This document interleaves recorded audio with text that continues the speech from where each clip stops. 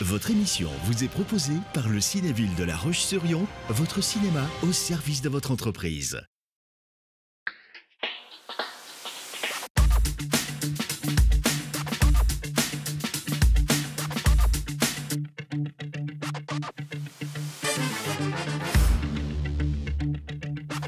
Bonjour à toutes et à tous, bienvenue dans ce nouveau numéro de Vivez la Vendée. Aujourd'hui, nous sommes dans un parc, mais paradoxalement, on va parler des Nuits du Droit. Les Nuits du Droit, c'est un événement qui se déroule, un événement national où on parle de justice. Et donc cette année, le palais de justice ou le tribunal judiciaire, les deux c'est les mêmes. On va parler de l'analyse d'une scène de crime et aujourd'hui, je suis avec Léna. Bonjour Léna. Bonjour. Alors Léna, explique-moi un petit peu ce qui va se passer lors de ces Nuits du Droit, quelles activités vont être proposées. On va pouvoir avancer. Alors, au tribunal judiciaire de La Roche-sur-Yon, il va y avoir l'analyse d'une scène de crime organisée par le groupement de gendarmerie de Vendée. Et à côté de ça, il va également y avoir deux ateliers. Un atelier sur l'université et un autre atelier sur les métiers de la justice et les symboles du droit. Donc ce sera l'occasion pour le grand public de rencontrer des magistrats, des greffiers, des avocats, les professionnels du droit voilà, seront présents. Toi, tu as participé un petit peu à l'organisation, à tout le chapeautement de cet événement. Pourquoi vous avez choisi une telle diversité d'acteurs ? Donc l'idée c'était vraiment de s'ouvrir au grand public. Les tribunaux, ça reste quand même en général voilà, perçu comme des lieux austères, méconnus, parfois même angoissants pour certaines personnes. Donc l'idée de la Nuit du Droit, c'était d'ouvrir au grand public pour que les personnes puissent facilement discuter avec les professionnels du droit. Voilà, qu'il y ait une discussion qui puisse se faire sans barrière. Voilà. Très bien. Merci Léna. Merci à toi. On a vu avec Léna le but de ces Nuits du Droit, mais j'ai encore des questions et ça tombe bien puisque Maxence est aussi attaché de justice qu'Emmel. Donc je vais compléter mes petites questions. Bonjour Maxence. Bonjour Louise.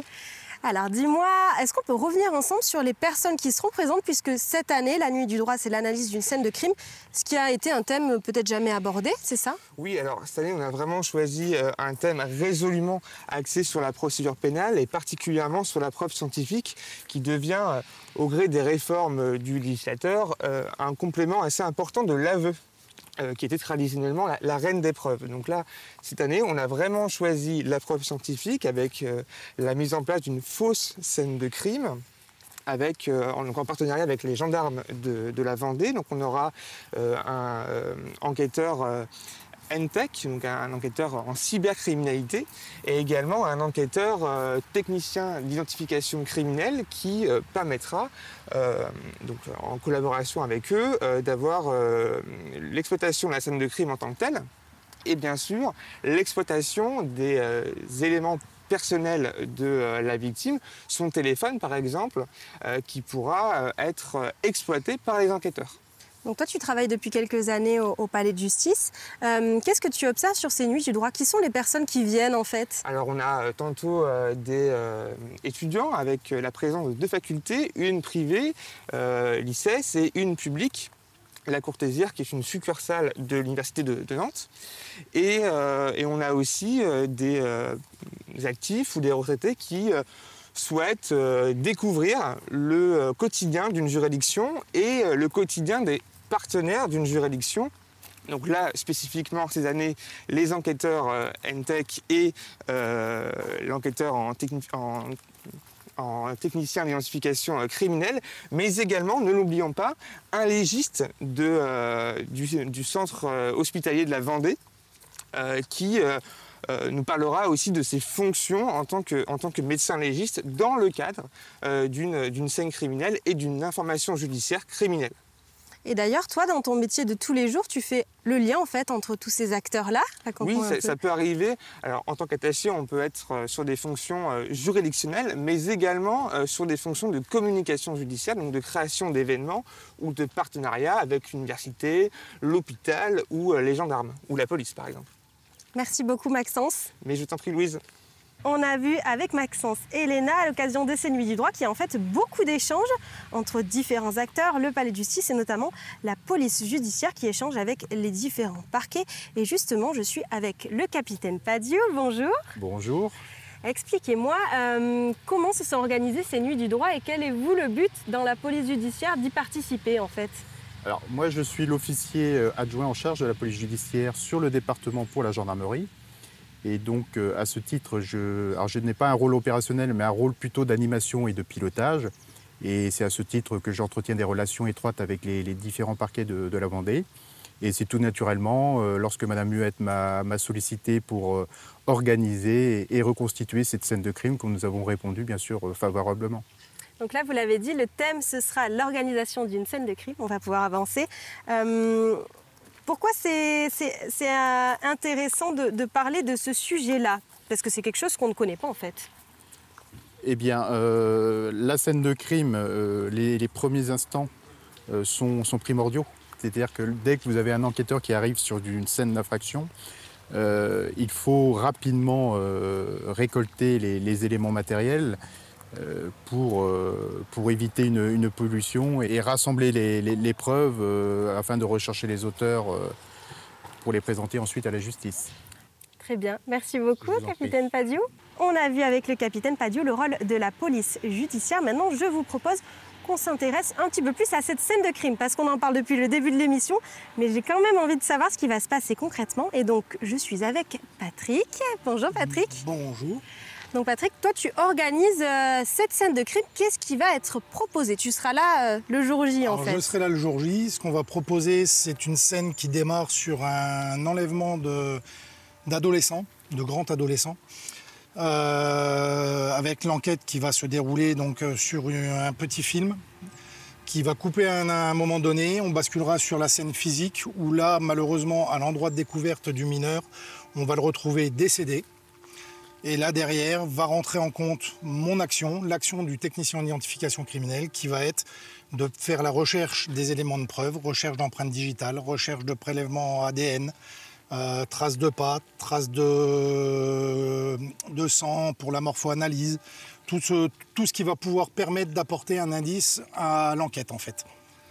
Au cours de ces constatations, va intervenir un médecin légiste pour procéder à ce qu'on appelle l'opération de levée de corps, c'est-à-dire de constatation sur le corps en lui-même pour savoir de quoi la personne a pu être décédée. Il y aura donc le docteur Boisdin, qui est médecin légiste sur La Roche-sur-Yon, qui sera présent, qui va m'assister. On va faire les opérations ensemble. Une fois que ce sera terminé, je conditionnerai les scellés, donc les éléments d'indice. Au cours de la scène, il y aura un téléphone de découvert qui va être transmis à un camarade enquêteur nouvelle technologie, cyber-enquêteur, qui lui va pouvoir analyser le téléphone et ensuite sortir toutes les données qu'il y aura à l'intérieur pour essayer d'apporter lui aussi des éléments à l'enquête par la preuve numérique. Toi, pour les personnes qui ne pourront pas être présentes, parce que c'est quand même super intéressant ton travail, quand tu es sur une scène de crime, quelles précautions tu prends? Parce que tu fais quand même plusieurs relevés, on a parlé de sang, tout ça. Quelles sont les précautions que tu prends? Alors, pour pouvoir pénétrer sur une scène de crime, dès qu'elle est découverte, dès que les camarades de brigade enquêteurs ont fait ce qu'on appelle le constat des faits, donc la véracité de ce qui s'est réellement passé, il est bien mort, on a bien une victime. Ils procèdent à ce qu'on appelle un gel des lieux, donc une protection de la scène, avec une interdiction de pénétrer à l'intérieur de la scène pour quiconque.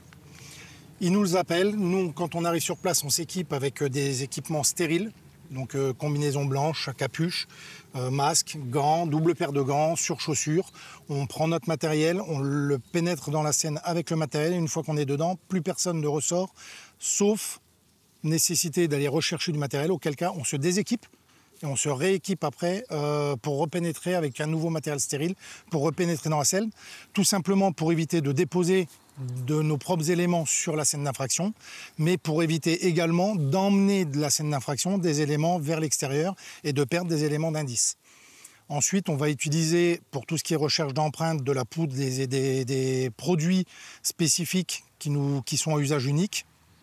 Et pour tout ce qui est prélèvement biologique, bien évidemment, des équipements stériles qui vont permettre de faire des écouvillons, qui vont permettre de faire des prélèvements sur les objets, qui seront conditionnés de manière stérile et qui vont partir après vers un laboratoire privé ou étatique pour des analyses en génétique après derrière pour pouvoir sortir des profils génétiques. Toi, ça t'arrive souvent d'aller sur des scènes de crime? C'est ton métier, mais à quelle fréquence Alors pour donner un ordre d'idée, en 2024, puisque 2025 n'est pas terminé, en 2024, avec mon équipe, on a pu traiter 11 scènes d'homicide sur l'année,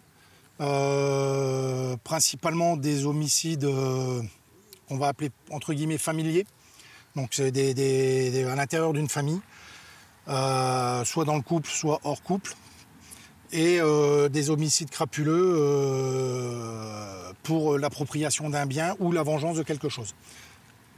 Tu as dit moi et mon équipe, vous êtes combien en fait à intervenir? Alors sur la cellule d'identification criminelle de la Vendée, nous sommes 4 personnels au niveau de l'unité complète. Pour l'instant, on a une baisse d'effectifs, on n'est qu'à 3. Donc on assure le même travail à 3, mais on est formé à 4 personnels sur le département de la Vendée. D'accord. C'est vraiment un métier... C'est le minimum de ce qu'il faut pour pouvoir traiter les scènes qu'on a à l'heure actuelle sur la Vendée. Sachant que sur l'année 2024, on ne traite pas que des homicides, bien heureusement.